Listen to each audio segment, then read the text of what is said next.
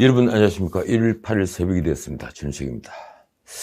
오늘 사실 제 생일인데요. 김정은이 생일이기도 합니다. 그래서 저는 제 생일을 스스로도 축하하지 않습니다. 다들 아시겠지만 이 야당의 분열은 수습됐습니다. 분열이라기보다 후보를 흔들었던 김종인과 이준석의 내분이 정리가 된 것입니다. 결국 김종인을 정리하고 이준석을 포용하는 것으로 봉합이 됐습니다. 봉합. 거의 모든 언론이 이를 봉합이라고 표현했더군요. 찢어진 걸 꿰맸다는 의미입니다. 자신이 2030의 표를 가지고 있다는 괴상한 자만에 빠져있는 이준석은 명색이 대통령 후보인 윤석열에게 연습 문제까지 내는 선생님 역할을 하며 당당히 자신이 당대표임을 과시했습니다. 발치각이 짝이 없는 그는 이렇게 말했습니다. 세 번째 도망가면 당대표를 사퇴하겠다.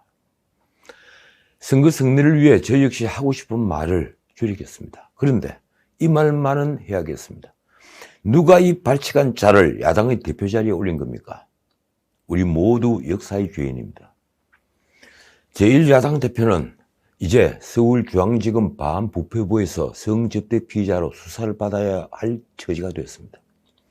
권력이 마음먹기에 따라서 언제든 거의 정치적 행운이 끝날 수 있다는 얘기입니다. 자유민주주의냐, 유사사회주의냐, 헌법을 지키느냐, 헌법을 버리느냐, 이 중대사를 결정하는 건국의 대회전을 앞두고 권력과 싸우는 선두에 서야 할 당대표란 자가 지금 권력의 눈치를 보는 처지가 된 것입니다.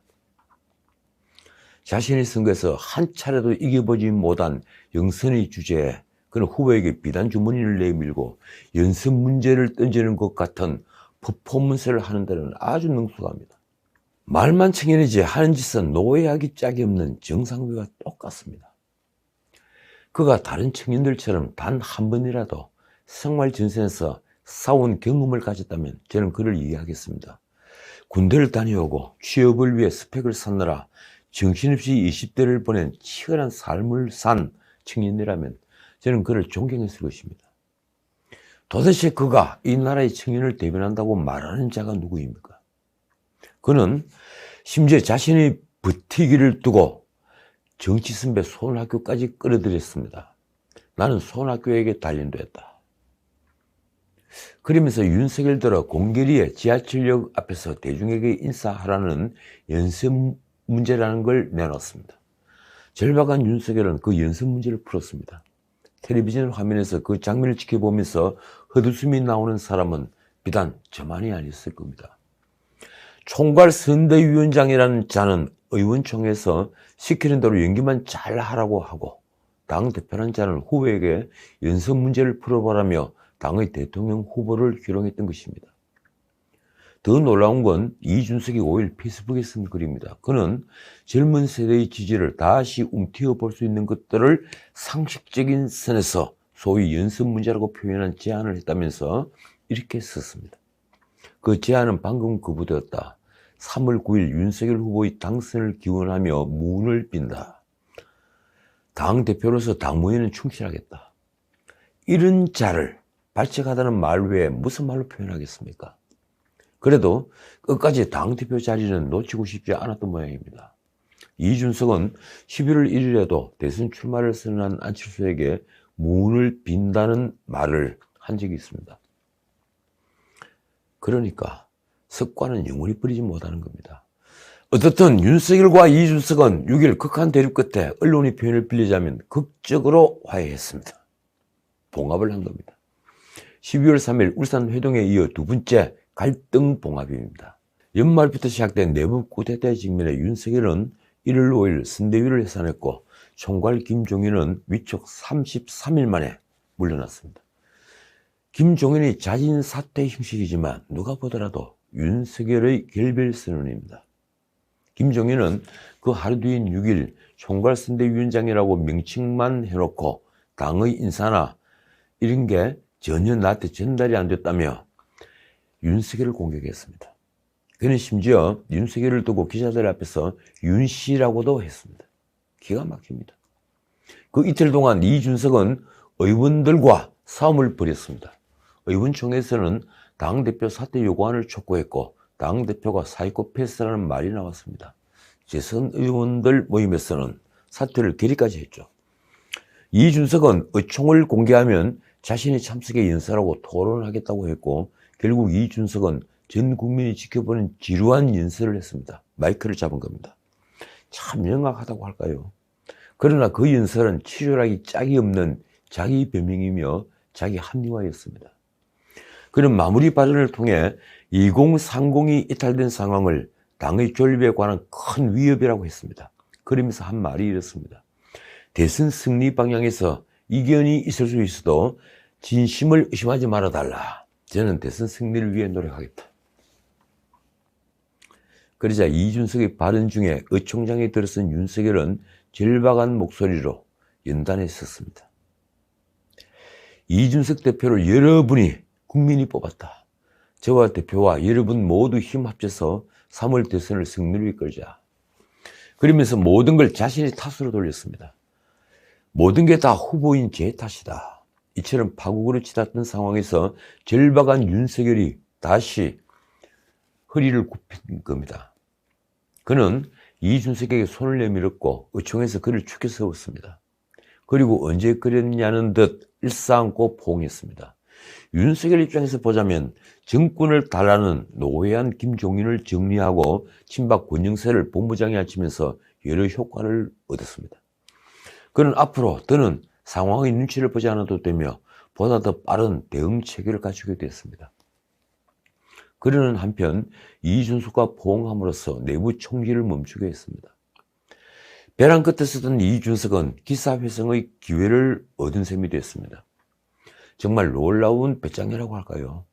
만약 이번 대선에서 패배하면 이준석은 정치적 치명상을 입게 됩니다. 어쩌면 다시는 정치판에 얼씬거리지도 못할지 모릅니다. 그러니 이준석도 절박하긴 마찬가지였는데 자신보다 더 절박한 쪽이 윤석열인 것을 너무 잘 알고 있었던 것입니다. 결국 절박함의 강도가 윤석열이 상황을 정리하도록 만들었습니다. 두 사람은 화해하는 제스처를 보였고 직후에 이준석이 운전하는 승용차에 윤석열이 동승하는 또 하나의 퍼포먼스를 보이는 것으로 모든 것은 마무리되었습니다. 그러나 1월 6일 의원총회는 갈등의 불씨가 이준석에게 있으며 그 불씨는 여전히 남았다는 걸 보여줬습니다. 의총에서는 당대표에게 사이코패스, 양아치라는 비판한 의원들의 목소리가 넘쳐났습니다. 그러니 여전히 계속될 수밖에 없습니다. 박수영 의원은 라디오에 나가 의총에서 이준석을 옹호하는 의원은 아무도 없었다고 말했습니다. 즉각 사퇴하라는 요구가 압도적으로 많았다고 합니다. 그는 이준석이 의총 발언에서 몇 차례 반성한다, 사죄한다고 말했지만 그 말에 진정성을 느끼는 의원은 없었다고 했습니다. 이런 박수영에게 이준석은 곧장 반격했습니다. 그 역시 단 하루도 참지 못하고 또 아침 라디오에 나가서 박수영에게 할 말이 없어서 안 하는 게 아니다면서 이런 말을 했습니다. 요즘 저희 당을 대표해서 말하는 패널들 중에 시답지 않은 소리를 하는 분들이 많다. 어제 의총에서도 희한한 말씀을 하시던데 다들 정신 차렸으면 좋겠다. 정말 정신을 차려야 할 사람은 누구입니까? 여러분은 이준석의 이 말을 어떻게 생각하십니까? 당대표는 자신이 지지하든 반대하든 당 의원들을 리드하면서 자기 희생을 맨 앞에서 보여주는 자리입니다. 특히 대선 전국에서는 더 말할 필요조차 없습니다. 그런데 이준석은 그렇지 않았습니다. 그에게 그의 앞길을 막는 자는 그 사람이 대통령 후보든 의원이든 누구든 모두 불구대신적 원수일 뿐입니다. 그가 라디오에서 한 말이 선웃음을 나오게 합니다. 그가 이번 갈등 봉합에 관련해 한 말이 이렇습니다. 합의에 구체적인 내용이 없었다. 선대위나 선대본부가 제대로 동작하는지는 연습 문제를 풀어보면 된다.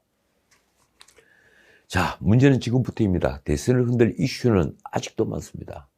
남은 60일 파국은 재현될 수가 있습니다. 언제든 말입니다. 이러니 불안하고 지쳐가는 건 지켜보는 국민입니다. 지금 야당을 지켜보는 국민들, 정권 교체를 열망하는 국민들은 밤잠을 설치고 있습니다. 상식적인 후보를 내서 상식적인 선거운동을 하면 쉽게 이길 수 있는 선거가 이제 오리무중이 됐습니다. 아니, 현재의 흐름은 패배하는 쪽입니다. 일이 이렇게 된 건 전에도 말씀드렸지만 선거를 지휘하는 사령탑에 승리 DNA가 없기 때문입니다. 정치판엔 언제부턴가 김종인이라는 호칭은 의원이 아니라 위원장입니다. 그는 전직 비례대표 5선 의원인데도 아무도 의원이라고 부르지 않고 위원장이라고 부릅니다. 전문 위원장이기 때문입니다. 그러나 엄밀히 말해 그가 지휘해서 승리를 한 대선은 없습니다. 그는 유일한 자기 선거에서 이해찬에게 무참히 패배했습니다. 그런 김종인에다 선거 승리를 경험해보지 못한 김병준과 이준석이 선대위를 장악했으니 선거운동은 처음부터 엉망진창이 될 게 눈에 뻔히 보였습니다. 후보조차 아직 정신이 덜 된 듯한 윤석열이니 더 말할 것도 없습니다. 그러나 그게 이제 바뀌게 됐습니다. 선거사령탑은 권영세를 중심으로 의사결정을 단순화할 수 있게 축소되었습니다.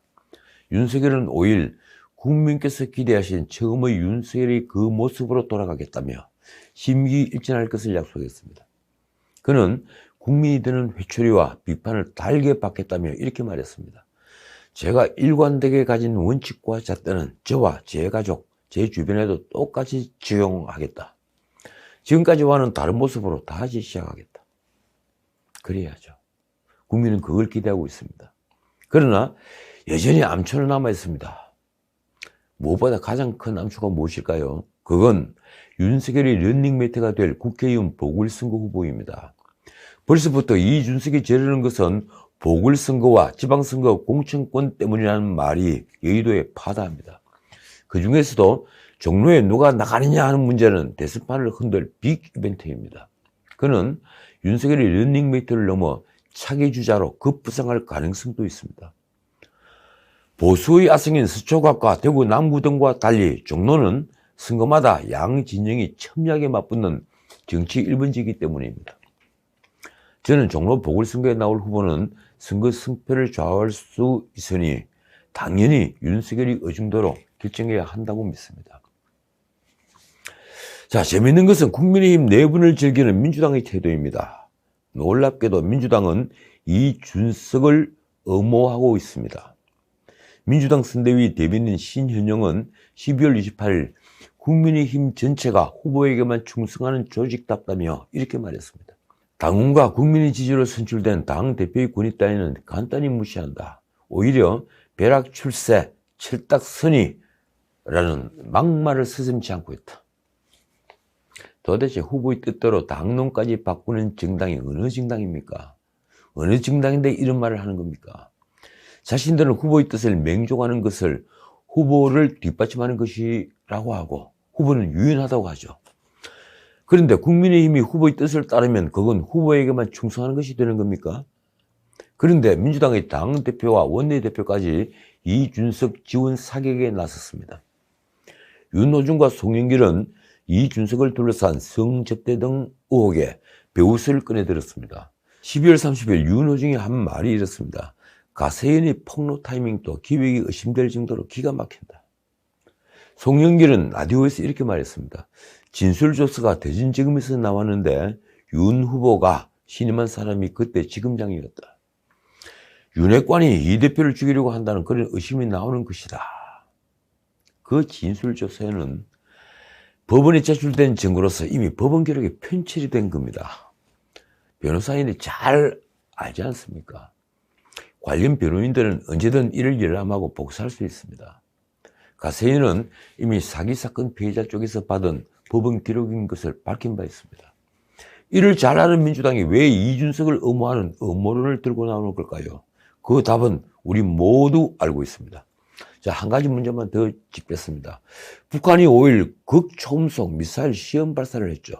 극초음속 미사일의 기술이 갈수록 진화하고 있는 것입니다. 우리가 보유하고 있는 지도국 미사일로는 지그재그로 움직이며 극초음속으로 날아가는 북한 미사일 요격은 불가능합니다. 사실상 극초음속 미사일은 미래 전장의 판도를 바꿀 게임 체인저로 평가가 됩니다. 그런데 북한 김정은이 보란듯이 이를 발사를 한 것입니다.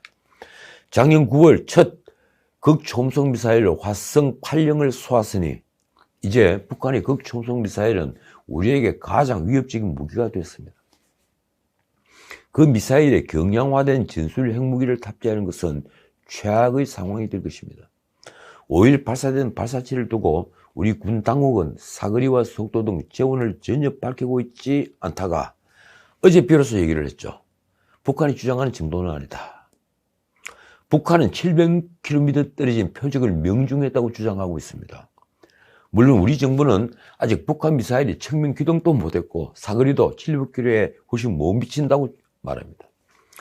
그런데 만약 북한 주장대로라면 그 비행 특성을 볼 때 좌우 기동 기술이 적용된 요격 불가능한 미사일입니다.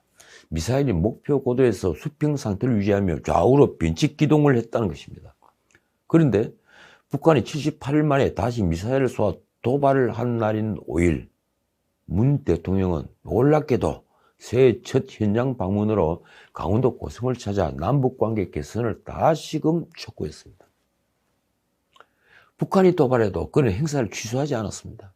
남북 간 신뢰 구축을 재강조했습니다. 그는 이날 오전 고성군 제진역에서 개최된 강릉 제진간 철도 동해선 연결 착공식에 참석해 7길 연결 착공식이 2018년 4.27 판문점 선언의 후속 조치 일환이라고 설명했습니다. 더 평가하지 않겠습니다. 정말 기가 막히는 상황입니다. 자, 오늘은 여기까지입니다. 한국갤럽이 7일 발표한 여론조사 결과가 이렇습니다. 국민의힘이 최악의 분열상을 보였던 4일에서 6일까지 3일간 한 조사입니다. 이재명 36%, 윤석열 26%, 안철수 15%, 심상정 5%. 12월 17일 갤럽조사와 비교하면 안철수는 10%포인트가 상승을 했고 윤석열은 9%포인트가 하락을 했습니다. 이재명은 변화가 없습니다. 그러니까 윤석열에게 실망한 표가 안철수에게 옮겨간 겁니다. 20대 표심은 내렸습니다. 이재명 24%, 안철수 23%, 윤석열, 심상정 각각 10%. 바꿔 말하면 윤석열이 제대로 된 공약을 내고 대중을 감동시키는 슬로건을 내면 다시 일어설 기회가 있다는 것입니다. 그만큼 국민의 정권교체 열망은 정말 큽니다. 더 이상 후한무치한 내로남불 권력을 보는 것은 죽기보다 싫기 때문입니다. 지금까지 전우책이었습니다.